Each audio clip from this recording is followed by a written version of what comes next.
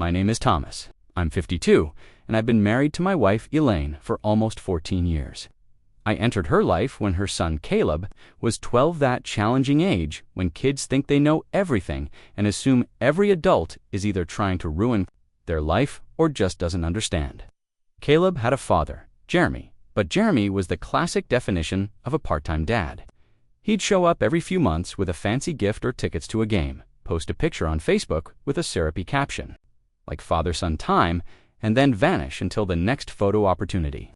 Meanwhile, I was the one picking Caleb up from school, attending parent-teacher conferences, teaching him to drive, and helping with college applications, but I never forced anything. I wasn't trying to replace Jeremy. I was just consistently present and supportive. Still, I always felt like an outsider. Caleb would call me Tom, never Dad, even though he lived in my house, ate food I cooked, and wore clothes I bought. Every Father's Day, he'd post a photo of Jeremy holding him as a baby, captioned The Realist, and every year, Elaine would try to defend it with a weary, "He's just trying to maintain a bond with his father," as if I was asking him to cut Jeremy out. I wasn't. I just wanted to be seen, acknowledged. The distance between us became quieter over time, not louder quieter, colder. I'd ask him about college, and he'd mumble something like, "It's fine," before closing his door. I went to his graduation. He didn't invite me to the dinner afterward. Elaine cried that night and said, "He's just in a weird phase. Give him time." So I kept giving time, money, energy. When he wanted to start his own drone photography business, I was the one who loaned him the $3,000 for the equipment. He didn't even ask Jeremy. I told myself I didn't care, but each time I gave, I hoped just a little that maybe this time he'd look me in the eye and say, "Thanks, Tom. I couldn't have done it without you." He never did. Fast forward to last year, when Caleb got engaged to a woman named Madison. She was bubbly and overly sweet, like cotton candy that makes your teeth ache. She always called me Mr. Thomas, which made me feel ancient and out of place in my own living room. Still, I played along. I smiled when they showed us venue photos, nodded during endless conversations about color schemes, and when Madison's mom asked if we'd contribute, I didn't hesitate. I paid for the rehearsal dinner, the flower arrangements, and half the catering. No one asked Jeremy for a dime. He was too busy posting Jim's selfies and commenting fire emojis on Caleb's engagement pictures. The wedding arrived quickly, too quickly. It was a hot afternoon in June, the kind where your shirt sticks to your back before you even get inside. I sat quietly during the ceremony. My name wasn't in the program. Jeremy walked him down the aisle. Elaine squeezed my hand and whispered, "He's just trying to honor both sides." I nodded, but I didn't look at her. During the speeches, I stood near the back, sipping a watered-down whiskey. Madison's dad gave a toast, her mom cried, then Caleb took the mic. "I just want to thank everyone who's been here for me, my real family. My mom, of course, and my dad, Jeremy, who's always been there when it counted." I felt it in my stomach, that drop, like missing the last step on stairs in the dark. The room applauded. I didn't. I didn't move, just stared at the condensation on my glass as if it held answers I hadn't found. Later, during photos, the photographer asked for the groom's parents. Jeremy and Elaine stepped forward. Caleb glanced at me, then turned back to the camera. I was standing 10 feet away. I might as well have been 100 miles. Madison gave me a polite smile and said, "Oh, don't worry, we'll get one with everyone after." We didn't. Dinner was bearable. I made small talk with some distant relatives and drank just enough to dull the edge a little. Then came the cake. They cut it, kissed, and fed each other a piece while everyone cheered like they were royalty. I clapped mechanically, waiting for the moment I could finally disappear unnoticed. But that's when he came over. Caleb, still holding a half glass of champagne, a smirk playing on his lips as if this were some kind of joke. He dropped the check-a-thick, printed folderite in front of me on the table. I blinked. "Since you didn't do much else," he said, "at least pay for it." I stared at him for a second. I genuinely thought he was kidding, that maybe a punchline was coming, but there wasn't one. His tone wasn't angry. It wasn't even bitter. It was dismissive, cold, like I was some hotel concierge he was leaving a tip for. I felt every eye in that corner of the room shift toward us. Not everyone heard him, but enough for my pulse to start hammering in my ears. I picked up the bill. It was for the open bar, the one thing I hadn't agreed to cover nearly $2,200. I stood up slowly, not to make a scene, but because if I moved too fast, I might have said something I'd regret. I looked him in the eye, truly looked, and for the first time, I didn't see the boy I'd taught to drive, or the kid I'd helped through geometry, or the teenager I'd sat up late waiting for after his first party. I saw a man I didn't recognize, a stranger wearing my name like it meant nothing. I placed the bill back in his hands and said, calmly and clearly, "Funny. I paid for more than you ever acknowledged. But don't worry, this one's finally on you." And then I turned, took one last look at the room filled with people clapping for a groom who couldn't see past his own reflection, and walked out past the dance floor, the DJ booth, and the gift table with my name nowhere on it. But that wasn't the end. That was just the silence before the storm. I didn't go home right away. I drove with no destination, no plan, just asphalt and silence, the kind of silence you can only get with your phone turned off and the windows rolled halfway down, letting in the humid night air that clings to your skin like guilt. I wasn't angry in the typical sense, no shouting, no punching the steering wheel. It was worse. I felt hollow, like someone had scooped out everything inside me and left just enough behind to keep breathing. 14 years. 14 years of being there when his real family couldn't be bothered. And in one night, I was reduced to just Mom's husband. I parked in a gas station lot off the highway around midnight, grabbed a lukewarm coffee, sat in my car, and stared at the receipt for a long time before tossing it onto the passenger seat. I wasn't planning anything that night, but I also knew I wasn't going to pretend nothing had happened. Not this time. When I got home, Elaine was already in bed. Her dress was draped over the chair in the corner, and her makeup had been wiped clean. But her eyes, when she looked at me, said she knew. She sat up. "Tom," she started. I held up a hand. "Don't." She closed her mouth and nodded. We didn't talk much that night. I think she knew there was nothing she could say that wouldn't sound like an excuse. The next morning, she tried again. "He didn't mean it that way." I just laughed one of those bitter laughs that tastes like old coffee and resentment. "How did he mean it then?" Elaine flinched. She didn't answer. That week, I pulled out my old filing cabinet and started organizing. Receipts. Not just for the wedding expenses, though I had those too, but for everything. The drone equipment, the car down payment I'd helped him with when he couldn't qualify for a loan, the dental surgery he needed in college, the internship that didn't pay, so I covered his rent for 3 months. Every little thing documented in dry, impersonal ink, not out of spite, but out of clarity. I wanted to remind myself that I hadn't imagined it all, that I hadn't hallucinated the years of support just because Caleb chose to pretend I was invisible. Elaine didn't understand what I was doing. She thought I was being obsessive. "You're not the kind of man who keeps score," she said. "Maybe I should have been," I replied. 3 weeks went by without a word from Caleb. No text, no call, no thank you note, nothing. Meanwhile, Jeremy posted wedding photos with captions like, "Proud to call this man my son. Blood is everything." That one hit me like a sucker punch, not because it was true, but because Caleb had let it be true. Then came the phone call. Elaine answered first, and I could hear her tone shift immediately, blend of polite concern and maternal nerves. "Tom," she mouthed, holding the phone out. "It's Caleb."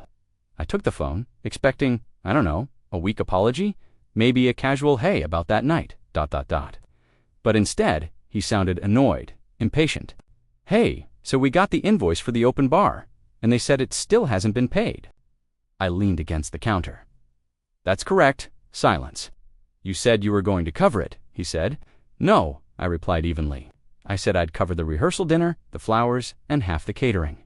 You can check the emails." Another pause.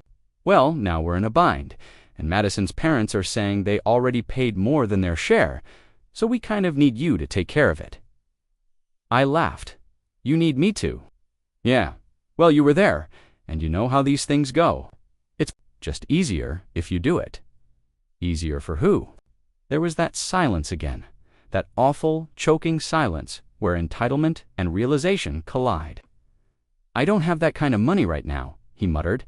I thought you'd want to help. Help, I said. Like you helped me by calling me your mother's husband, or by dropping the bill in front of me like a waiter who forgot your drink order. I was just stressed that day. So was I. More silence. Look, he finally said, can you just do this for Mom? And there it was, the guilt. Trip grenade. He didn't even bother hiding it. I'll do one better, I said. I'll send you a copy of all the invoices and receipts I've paid for over the last decade. You can put that in your scrapbook right next to the photos with your real family. I hung up before he could answer. Elaine wasn't happy. She tried to reason with me, said I was making things worse. I asked her if she knew he'd planned to make that speech without mentioning me. She looked away, so I stopped talking about it. I started going through our finances privately, and then I did something that no one, not even Elaine, expected. Canceled the check I had pre-written for their honeymoon fund. Madison's parents had asked if we'd like to contribute to their dream getaway, and I had agreed, wanting to give them something meaningful. But after that wedding night, I shredded the check. They never even knew I had it in the first place. But I wasn't done. The wedding venue had been booked under my company's business account. It was something I offered because I got a steep discount through a long-standing partnership. I'd paid the difference personally, but the account terms still gave me access to the contract. So, when I logged in and saw that the final post-event cleaning fee hadn't been paid, a hefty $700 because some drunk groomsman vomited in the dressing room, I did something that even I hesitated over. I flagged the balance and sent it to collections. In Caleb's name, that was the first domino, and it wasn't the last. The call came on a quiet Wednesday morning, nearly 3 weeks after our last conversation. I was in the middle of my usual routine black coffee newspaper. My dog Gus curled up by the door when Elaine walked in with her phone in her hand, and that look again. The one that says she doesn't want to get involved, but she already is. It's Caleb again, she said quietly, eyes avoiding mine. I took the phone without saying a word. His voice came through, clipped and tense. Did you send the venue bill to collections? I didn't answer immediately. I just stood, walked to the window, and stared out at the backyard where I'd helped him build that rickety treehouse when he was 13. It was still there, barely, lopsided, and half covered in moss, but standing like some metaphor I didn't want to unpack. Yes, I said finally. You couldn't just call me about it. I did call, I replied. You just didn't listen. I'm trying to move forward, Tom, he said, a little too rehearsed. I don't want things to be awkward between us. Awkward, I repeated. You humiliated me in front of 200 people. You acted like I was a background prop, someone to swipe a credit card and then disappear. Now you're saying I'm making it awkward. There was a beat of silence, then a sigh. Madison's upset. I'm sure she is, I said flatly. Tell her she can split the collections notice with you. Real family does things together, right? And I hung up. Elaine didn't say anything, not then. But that night, she sat across from me, at dinner, untouched pasta growing cold between us, and said, I don't think he understands what he did. Then maybe it's time he learns, I said. And that's when I decided to teach him. I pulled out my old hard drive, years of photos, videos, documents. Most people wouldn't have looked twice. But I had something he forgot existed. Every financial file, spreadsheet, every email with, can you help me out just this once? And every thanks, Tom, you're a lifesaver, that somehow never made it into his wedding speech. I compiled it all, not to shame him, not at first, but to show him. I sent him a single email, subject line, in case you forgot. Inside was a clean, concise PDF, 25 pages, timeline, amounts, purpose, outcomes, with one small note at the end. You may not see me as part of your family. That's your right. But don't rewrite history just because it makes your version of the story easier to live with. I won't let you. 3 days passed. No reply. Then Madison called Elaine. I could hear the conversation from the next room. Her voice started high-pitched and panicked, dropped into embarrassment, then landed somewhere between pleading and indignant. He's really upset, Elaine said after hanging up. He didn't realize how much you'd done. He says, it's just a lot to take in. I shrugged. Not my problem anymore, but it wasn't over. Not yet. A week later, a letter came in the mail, not an email, a physical envelope, thick ivory paper. My name written on the front in Caleb's handwriting, shaky and rushed. I didn't open it right away. I set it on my desk. I stared at it for hours, off and on. I'd waited years for acknowledgement. Was this it? Would it finally say what I needed to hear? Would it even matter anymore? That night, Elaine found me still sitting there. "You going to read it?" she asked. "I don't know," I said, and I meant it. I wasn't angry anymore. Not really. I was just tired. Tired of chasing approval. That never came. Tired of being the backup singer in someone else's main event. But curiosity always wins eventually. So I opened the envelope. The letter was short. "Tom, I read everything. I didn't know how much I didn't know. I thought I was protecting my relationship with my dad, but I see now I hurt you in the process. I don't know if I can fix it, but I want to try. I'm sorry for the wedding, for everything, Caleb. No excuses, no justifications, just words, quiet, unsure words, but words all the same." I folded the letter, placed it back in the envelope, and slid it into the drawer. I didn't respond, not right away, because this story wasn't about an apology. Anymore, it was about something much deeper, something that couldn't be fixed with a letter or a phone call, something that, whether he realized it or not, had already begun to crack long before the wedding, something that would come to a head at the most unexpected moment when the debt he really owed came due. I didn't write back to Caleb, not for weeks. I didn't know what to say, and honestly, I didn't know what he deserved to hear. The part of me that still ached from being humiliated wanted to slam that door shut forever. But the part of me that had watched him grow up, the one that had waited in hospital waiting rooms, sat in high school bleachers, spent hours helping him pass his driver's test, still remembered the kid who once cried when his goldfish died and asked if heaven had water. It was complicated. Elaine wanted to talk about it constantly. She saw the letter as an olive branch. I saw it as a bandage after a 10-year wound. Eventually, I told her, let him sit with what he's done for a while. See if he still wants to fix it after the silence stretches. But the universe has a funny sense of timing, because about 2 months after the wedding, we got another call. This one wasn't from Caleb, it was from Madison. Her voice was shaky and controlled, like someone trying to sound calm while standing on a cliff's edge. "Hi, Mr. Thomas. I hope I'm not intruding, but Caleb told me not to call you, and I just... ... I didn't know what else to do. My chest tensed immediately. What's going on?" She hesitated, then rushed out the words in one breath. "He lost his job 2 weeks ago, and we just found out the business credit line was closed. The rent's late, and my parents said they're done helping us. He won't talk to anyone, not even me. I thought maybe you could talk to him." It hit me like a sucker punch. I didn't want to admit it hurt, because even now, I still wanted to be someone he could turn to. That lingering hope, pathetic and loyal, sat heavy in my chest. I didn't answer her right away. "Please," she said, "he's drowning." I told her I'd think about it. Then I sat in the living room for almost an hour, just staring at the floor. Gus laid his head on my foot and let out a sigh, like he was tired of this family drama too. Elaine eventually sat beside me. "You going to help him?" she said gently. "I don't know if I should," I replied. "Every time I step in, he erases it, rewrites it, pretends I never existed. How many times am I supposed to show up just to get dismissed?" She put her hand on mine. "Maybe this time you don't help him for him. Maybe you do it for you, so you can finally put this whole thing to bed, knowing you gave it your best shot one last time." And that stuck with me.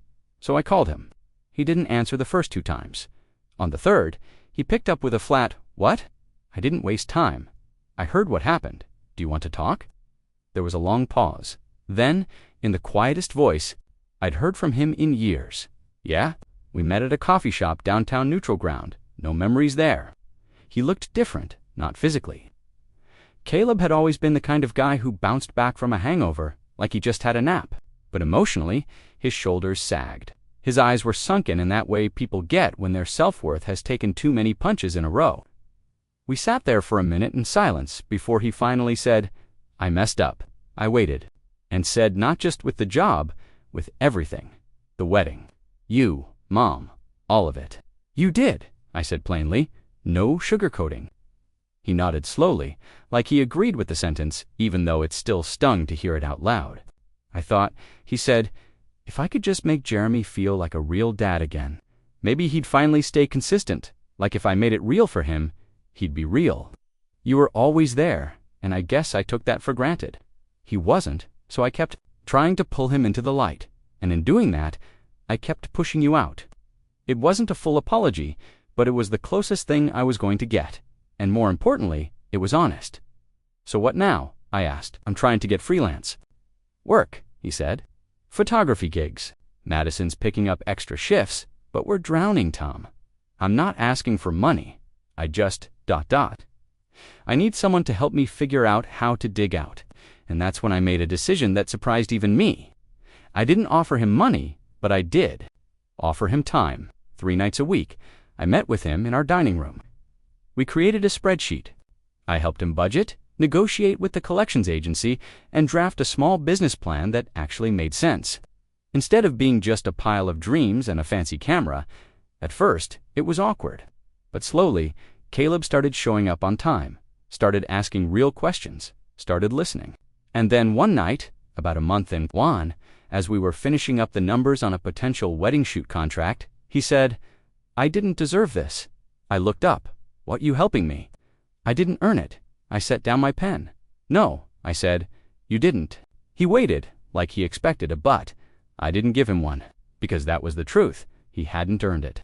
He'd burned bridges, taken me for granted, and hurt people along the way. But forgiveness isn't always about fairness. Sometimes it's about closure. A few weeks later, I got a small envelope in the mail, hand-delivered.